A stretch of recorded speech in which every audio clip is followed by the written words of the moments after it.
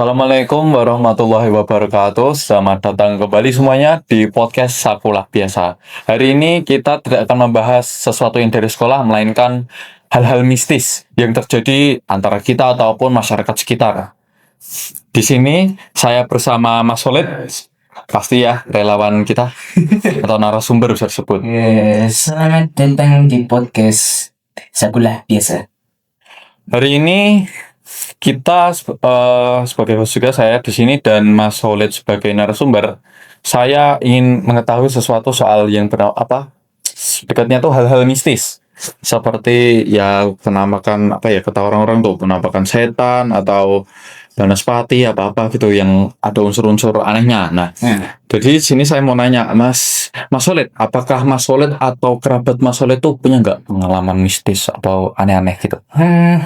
Kalau saya sendiri sih belum ada ya, dan kurasa nggak bakalan ada. Baik. Nah kalau sedulur itu saudara kayaknya. Oke. Saudara saya itu cerita dia punya pengalaman horor, di mana waktu dia lewat jalan dekat kuburan ya, di dekat desa saya itu sepedanya itu tiba-tiba mogok.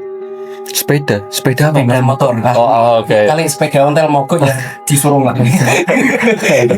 Mas, saya kan sepeda tuh banyak, sepeda tuh banyak. Maaf.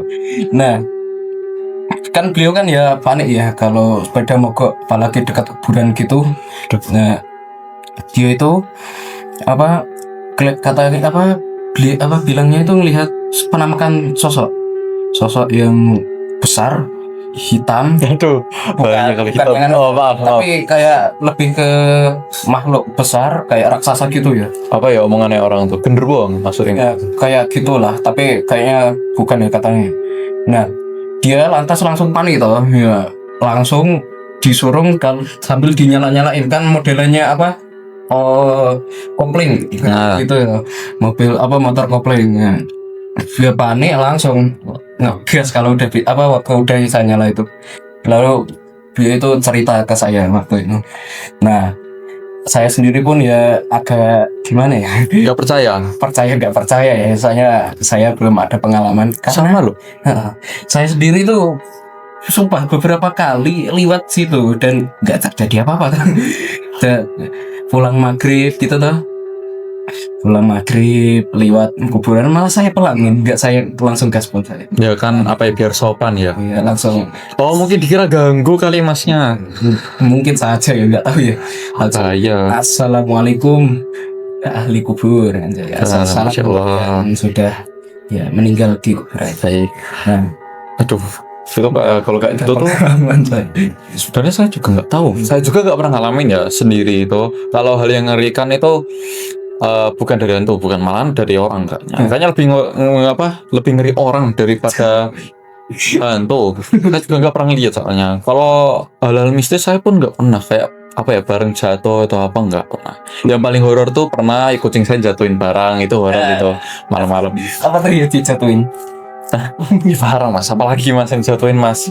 Iya, apa tahu monitor jangan, itu mahal mas. Itu kucingku yang kujual buang keluar. Nah itu Solidnya pernah nggak tanya emasnya itu kakaknya Mas Solid atau adiknya itu gimana?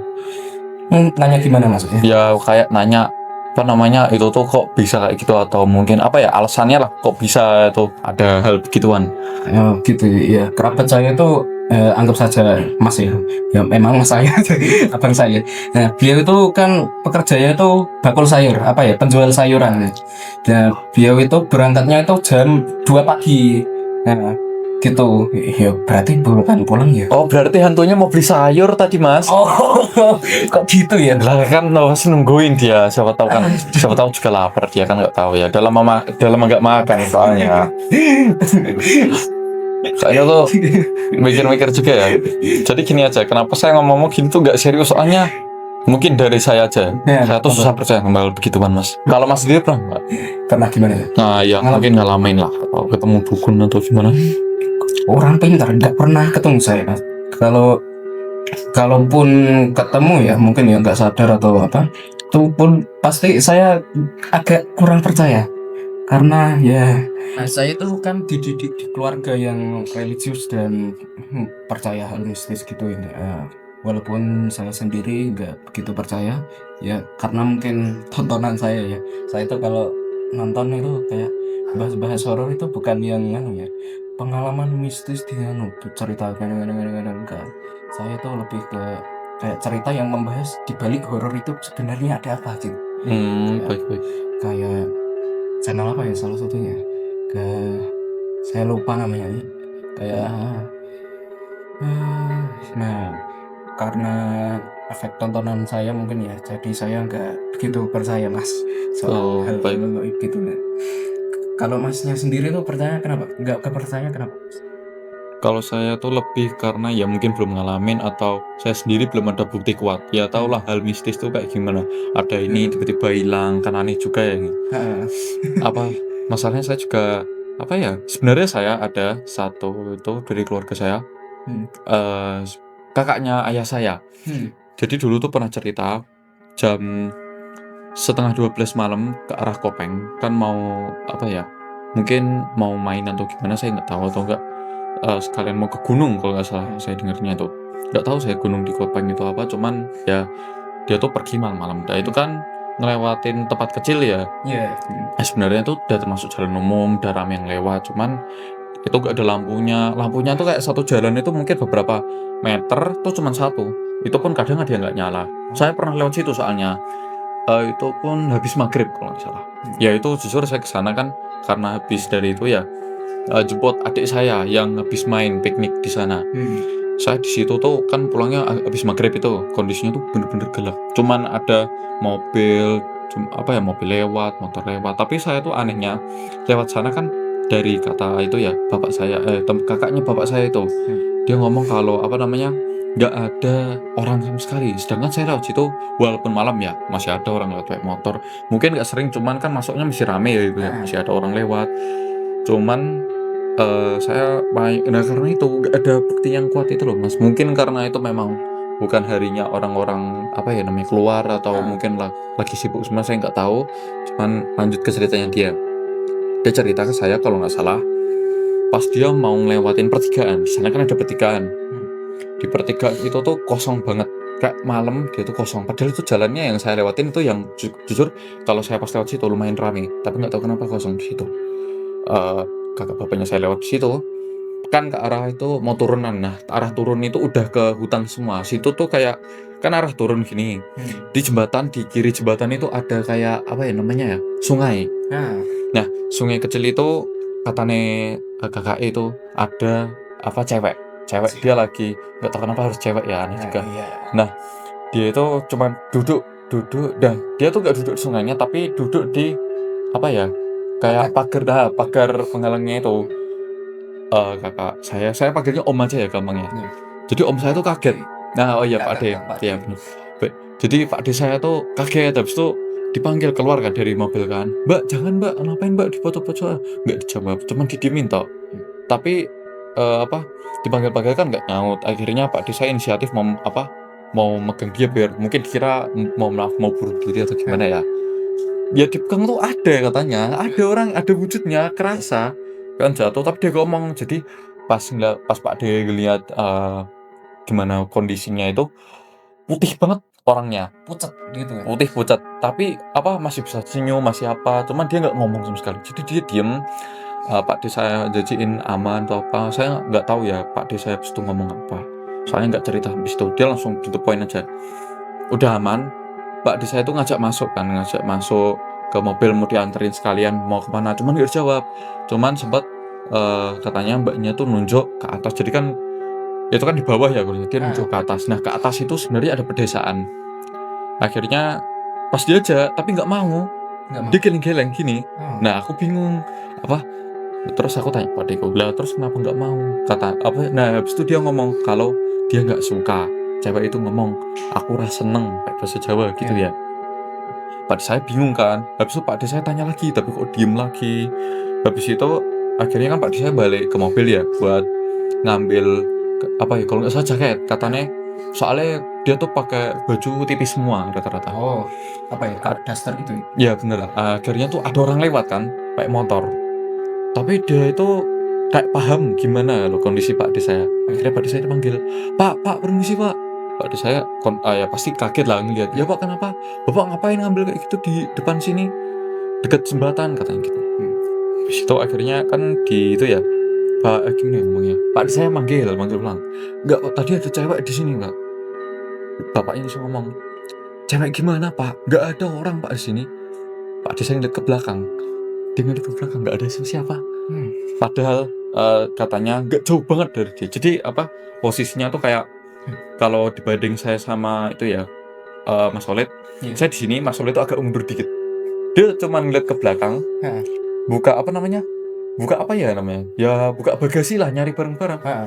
Pada saya tiba-tiba keringet dingin. Ya gimana nggak keringet dingin? Orang di belakang persis tahu-tahu hilang.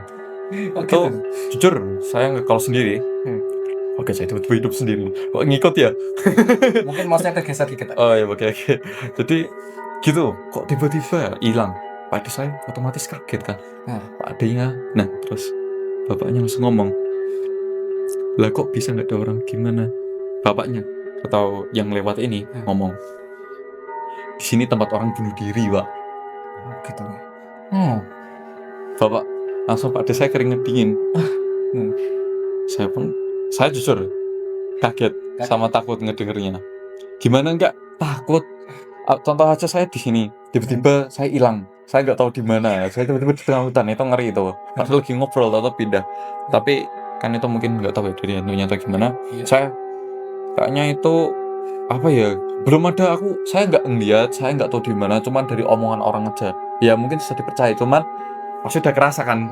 Wah kok ngeri gini ya perasaannya itu, wah gak enak banget. Boleh Akhirnya gimana? Itu Pak D-nya itu lagi pulang kerja atau gimana gitu ya? Lagi itu dia mau berangkat ke gunung. Berangkat ke gunung? Iya benar. Mungkin kondisinya lagi nggak bagus ya, apa gimana gitu? Itu malah berangkatnya bulan yang direkomendasiin, soalnya nggak hujan, nggak musim hujan, nggak tahu apa.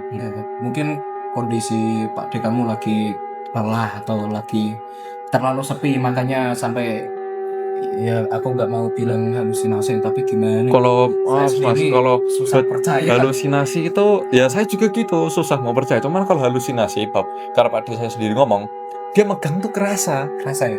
Nah ya itu saya nggak paham kok bisa ya kalau halusinasi, kok bisa dia ngerasa kalau dia megang orang. Akhirnya bapaknya sendiri bilang nggak apa-apa Pak, bapak tuh bukan orang pertama yang kayak gini. Jadi pas ditanya lagi ya memang itu tempatnya. Memang tempatnya. Pas ngomong tuh kenapa banyak orang bunuh diri di sini tuh, tempat orang bunuh diri tuh banyak katanya.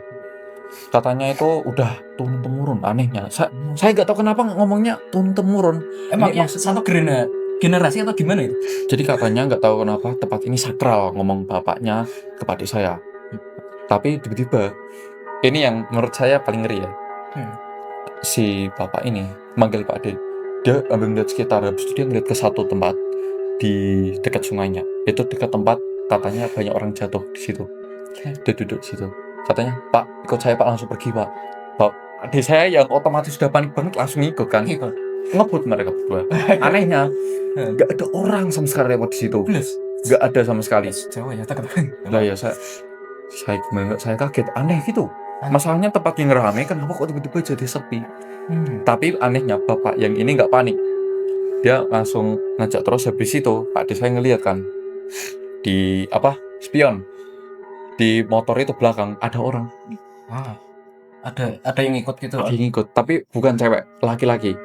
Tapi anehnya saya nggak tahu nih, Pak De saya cuma diem aja. Akhirnya pas mereka sampai ke pedesaannya mereka, Pak De saya itu nggak diajak ngobrol apa nanti gimana, melainkan diajak ke masjid, ke masjid wudhu dan dia gak sholat, cuman berdoa untuk keamanan.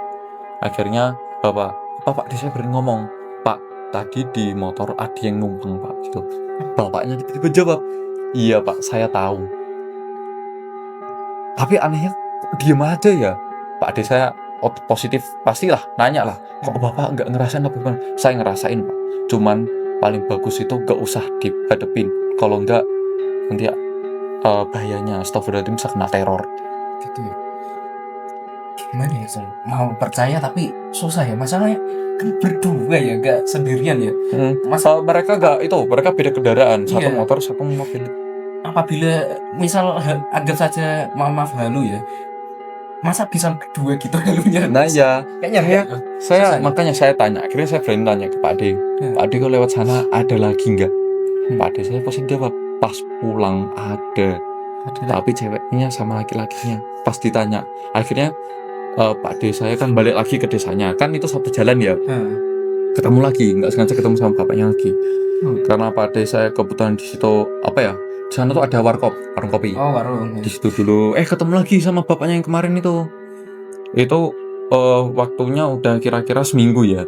Sebenarnya bapak saya lagi. Pada saya di situ tuh 3 hari toh. Cuman mungkin sama teman-temannya kemana, saya nggak tahu ya.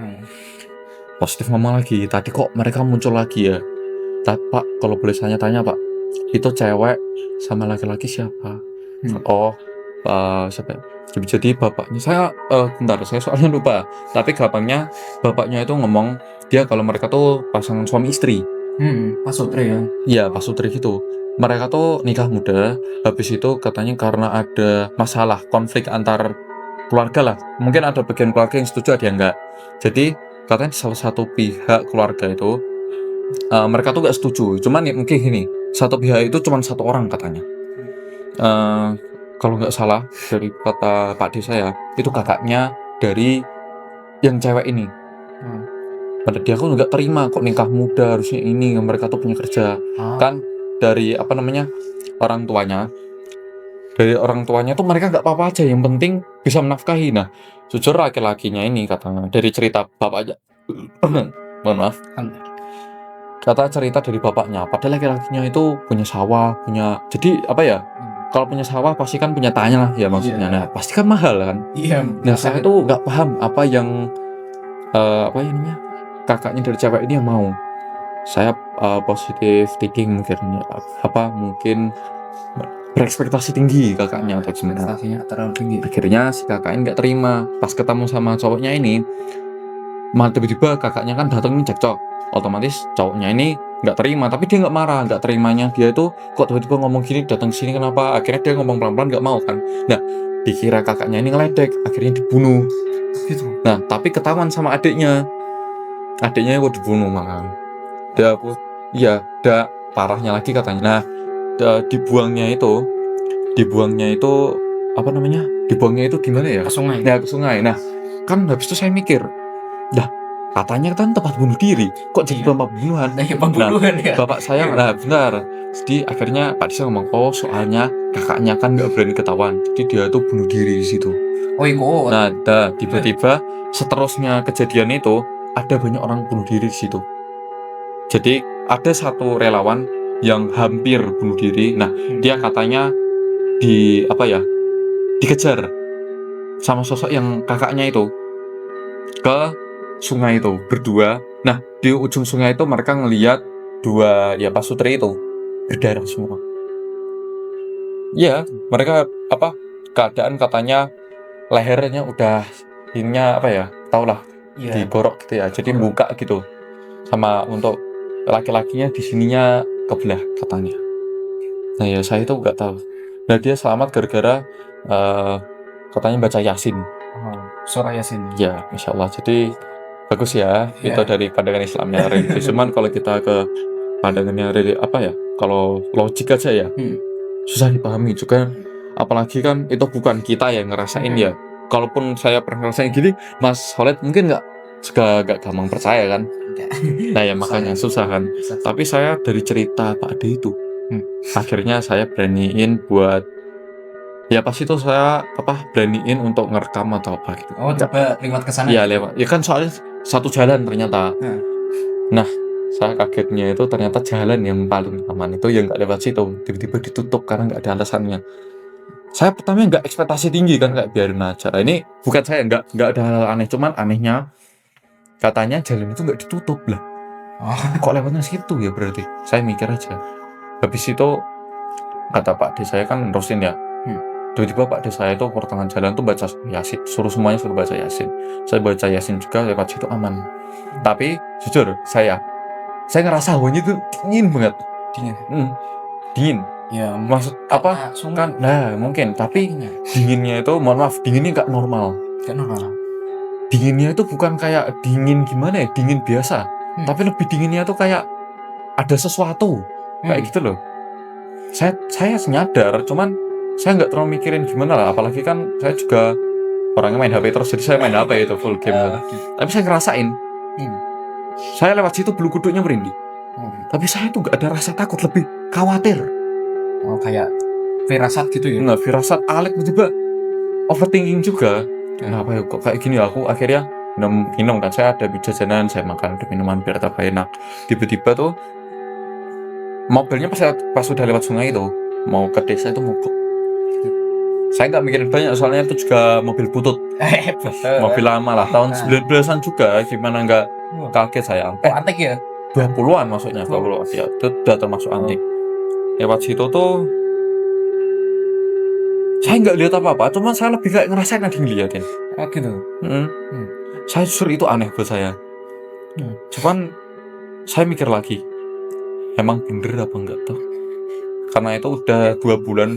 Saya ingat banget soalnya itu bener-bener kayaknya hal yang paling jujur ngeri tanpa ada alasan yang bener buat saya. Itu ada apa ya namanya, habis itu kita semua tuh nyium bau busuk. Iya, gak enak banget baunya. Kayak pernah itu gak sih kalau Mas Solid ke pasar gitu, habis itu tahu ada bau daging banyak gitu. Iya gitu. Kayak gitu. Lah ya makanya gak enak banget gitu. Apa ya? Enak kok ya enak, habis itu mau muntah baunya. Akhirnya saya ambil parfum kan buat nyium apa biar lebih enak, sama apa ya? Apa itu kayak buat di hidung itu apa sih? Oh iya, apa ya namanya? Saya juga nggak tahu. Ya biarin aja. Jadi saya apa ya pakai itu kan biar enak dikit. Enggak, malah baunya tuh makin jadi makin busuk. Iya. Wah, saya pikir apa mungkin ada apa atau gimana kan, saya nggak mikir kayak gitu, cuman balah ya pasti hutan lah, ada apa gitu kan, terserah ya. Akhirnya saya cuma diem situ, habis itu mobilnya nyala. Pas mobilnya nyala tuh baunya langsung hilang, kayak apa ya, mungkin normalnya apa masih kebau, tapi lama-lama baunya nggak nyenyak lagi. Tapi ini tuh langsung hilang, jadi loh langsung nggak ada. Iya, hatiku. Nah, jadi itu saya aneh, saya kaget juga. Bisa ada kayak gini. Nah, dari situ saya mau percaya, cuman saya udah ngerasa buktinya, cuman belum kuat buat bikin saya percaya banget. Tapi saya jujur, kalau saya di sana juga sendiri, saya juga nggak mau. Nggak berani. Ya sama aja, nggak ya kalau memang nggak mau ya udah nggak usah gitu kan. Kalau saya sih lebih takut begal ya, begal daripada hantu-hantu. Tapi masih yang hilang bukan mentalnya, semuanya masih yang hilang, masih nggak bisa aja.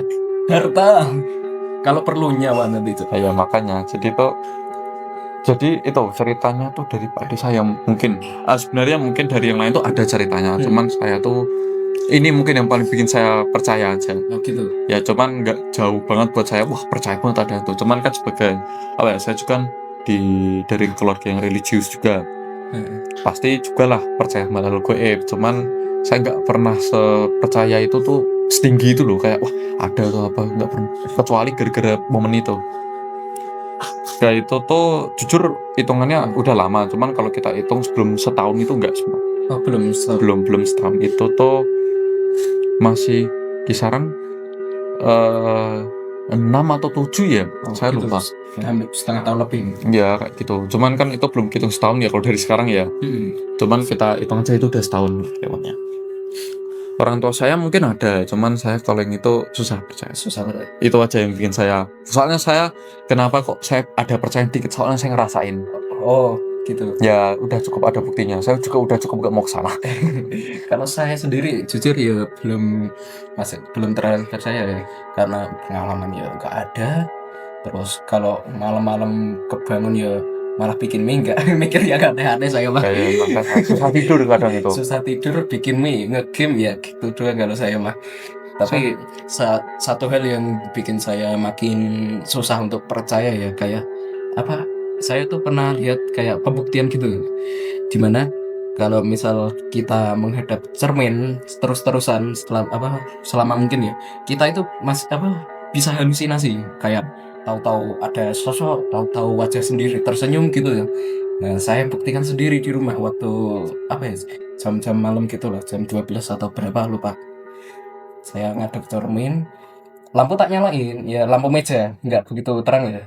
Tak nyalain, saya menghadap cermin gini tuh, tak hadap terus lama mungkin enggak ya, tapi berjalan lama dikit-dikit. Tahu-tahu aja sendiri tersenyum kan, yo kaget ya. Iya, gimana? Kaget ya.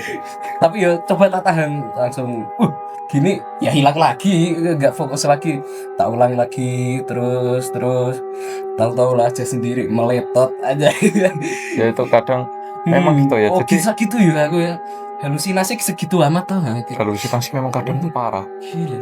Soalnya apa ya, kayak sebenarnya bukan mata kita yang virus, lebih ke apa ya, otak ya katanya tuh. Mungkin karena terlalu sepi atau gimana ya, sampai itu tuh rasanya nyata banget ya Iya makanya. kalau halusinasi gitu. Wah, dari situ saya mulai emang stres apa sih orang yang sama ngalamin itu, apalagi lelah atau hidupnya lagi susah tuh gimana gitu ya. Nah itu Mas Walid manggil itu gak ustadz kayak gitu. Gimana ya dulu itu, gak dulu sih, saya punya cerita di mana bukan horor, lebih ke mistis ya hubungannya. Baik. Gimana lebih ke suami dari Makde saya. Makde itu ya kakak dari bapak saya ya. Baik. Itu gimana dia tuh apa ya, pernah kucing itu kalau nggak salah apa ya, entah makan lauk apa di meja gitu, pantatnya itu di apa ya, bukan diceplok apa, diusapin sama yang panas itu apa, kayak selain fresker itu ya kayak tahu. gitu. Wah kan ya kucing ya, kasihan ya. Apa katanya itu sampai kucingnya itu pincang atau gimana gitu. Nah itu kenapa dikasih kayak gitu? Ya marah ya, lauknya dimakan atau apa gitu. Oh katanya. Allah ya Allah. Nah terus selang berapa lama ya, betul ini cerita dari ibu saya, cerita ke saya itu katanya pantatnya tuh panas si Pak D saya ya. Oh Pak D. Ya itu panas katanya sampai susah jalan ya. Nah dari situ ibu saya itu nyuruh saya kayak foto apa ya bahasa Indonesia, fotokan kayak ada foto gitu ya, fotokan ini kirim ke nomor ini gitu ya. Taman apa mak buat wes toko kiriman saya tak kirim tuh apa. Terus habis itu dia itu cerita yang tadi cerita ini tuh. Terus foto ini buat apa? Katanya mau dikasih ke kayak orang pintar atau apa gitu. Nah, aduh langsung saya sendiri, aduh kok masa keluarga saya percaya ya gitu. Saya sendiri langsung merasa agak gimana ya, kecewa. Soalnya juga buat orang yang belum ngerasain atau apa gimana kan susah ya percaya. Bukan ya, kayak gimana ya, kok lebih percaya gitu ya dibandingkan berdoa atau berusaha ke medis atau apa gitu ya. Saya agak kecewa. Malah lebih minta tolong katanya orang yang lebih pintar ya. Iya itu loh yang saya kayaknya orang pintar itu gak sepintar Tuhan gitu. Katanya gitu kan. Kayak gitulah. Gitu. Jadi itu pengalaman yang bikin ya bukan horor, bukan mistis ya, saya wah lebih kecewa aja ya. Itu pun juga kalau dari saya saya mungkin ya adalah hal gaib ada. Saya percaya ya kalau hal gaib ya percaya, tapi apakah bentuknya harus ya kayak pocong atau apa gitu, saya atau enggak apa tuh yang kepalanya sama organnya atau itu mas kayang sih kuyang. Nah kuyang baik. Jadi mungkin itu untuk hari ini ya semuanya. Jadi di sini kita sudah membagi opini dan juga cerita tentang hal-hal mistis yang terjadi mungkin di sekitaran kita, di keluarga kita, ataupun cerita yang dipercaya sama masyarakat. Di sini bukannya kita mau ngeledek ya atau ngefitnah kalau wah nggak ada orang pintar nih, wah ini orang-orang yang kayak gini nih bohong atau gimana. Kita nggak ngomong kayak gitu. Kita tuh lebih kayak apa ya, ngomongnya gimana mas? Coba untuk skeptis ya, berpikir rasional juga. Kita nggak ada maksud untuk merendahkan orang, gampangnya gitu aja. Nah, jadi baik semuanya, terima kasih sudah mau mendengarkan podcast kali ini. Jujur saya merinding loh. Ini merinding gara-gara cerita saya sendiri atau gara-gara apa ya? Dinginnya sekali mas. Iya. Hasilnya mati. Ada rasanya mati. Katanya apa gerah tadi. Nah ya makanya udah itu. Saya juga gak paham. Itu saya sendiri mungkin ya. Itu gara-gara saya sendiri mungkin ngomongnya kayak gitu. Jadi terima kasih semuanya. Dan juga terima kasih loh Mas Olin. Iya. Udah mau datang lagi loh Mas. Ya. Dan terima kasih sudah nonton di podcast kami. Nah, buat kalian ya kamera, tolong kamera. Woi kamera. Woi mas kamera. Ya yang tengah saja, yang tengah saja. Nah, bagi kalian yang memiliki pengalaman horor mungkin bisa share di kolom komentar kali apa video kali ini ya. Di podcast aku lah biasa kita. Ya. Jangan lupa untuk apa? Subscribe. Dan juga like ya. Kalau perlu juga komen kalau kalian punya apa ya feedback mungkin soal kita ada yang salah atau yang benar. Mohon maaf Dan ya.